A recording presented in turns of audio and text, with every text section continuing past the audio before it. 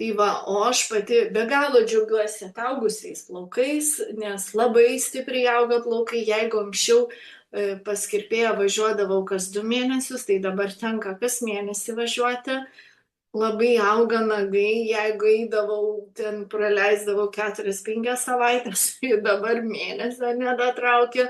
Tai iš tikrųjų energija, savijauta, geras miegojimas, dėkingas pilvas ir tikrai, kas patinka, kad ką numečiau svorio, tai galiu valgyti viską, man svoris negrįžta. Dabar esu padarius kaip ir pertrauką visiems produktams, išskyrus probiotikui, geriu, nes aš jau atvartojau 7 mėnesius, dabar darau biškį pertrauką. Vartoju tik tai probiotikus, man jie labai skanus, aš juos kaip gėrimą geriu ir pastebėjau, kad ir žarnynui jie vis tiek labai gerai padeda. Ir aišku, priduoda ir energijos, ir vitaminas C, jeigu žinot, mums ir tokį džiaugsmo šiek tiek priduoda, kada mes jo pakankamai turim. Ir aišku, ką aš visą laiką rekomenduoju partneriams, kurie pradeda vartoti, tai rekomenduoju pasidaryti tyrimus prieš ir po, kad galėtume patys savo patikinti, ką mes padėjom. Nėra pripratimo, bet komentarą parašė moteris, kad yra produktams pripratimas, tikrai produktui pripratimo nėra, už tai, kad aš pagėriau pusę metų, dabar nebegeriu ir man nėra jokio poreikio nei suncetą gerti, nes jeigu žmonės galvoja ypatingai apie suncetą, kad prie jo pripranta, tikrai ne.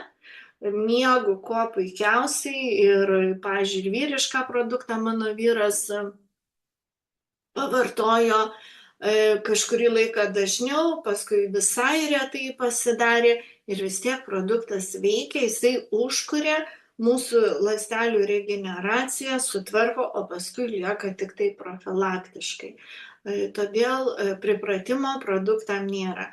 Pripratimas ir pastovus vartojimas yra cheminiams vaistams, pas mus ne vaistai, pas mus ne papildai, kaip nebebūtų, tai yra produktai, kurie įjungia organizme mūsų procesą pačiam organizmui gaminti, ką reikia. Ir kodėl aš sakiau, kas liečia vitaminą D, aš pati dariausi tyrimus, niekada aš to vitamino D negėriau, man jo yra norma. Tai todėl niekada nesimkite papildomai gerti kažkokiu vitaminu, nepasidarė tyrimų. Klausė dar Rima probiotikus ar į vandenį ar tiesiai į burną. Galiu pasakyti, kaip jums patogiau. Aš geriu į vandenuką. Pradžioje geriau į burną, bet man taip norisi juos ilgiau burnoj turėti, tai aš dabar geriu su vandeniu. Bet šiaip jokio skirtumo. Ant dėžutės parašyta, kad į vandenį. Tai jūs galite dėti į vandenį, jūs galite kaip karštesnę arbatą pasidaryti. Aš geriu į vandenį, bet juos galima ir po liežuviu.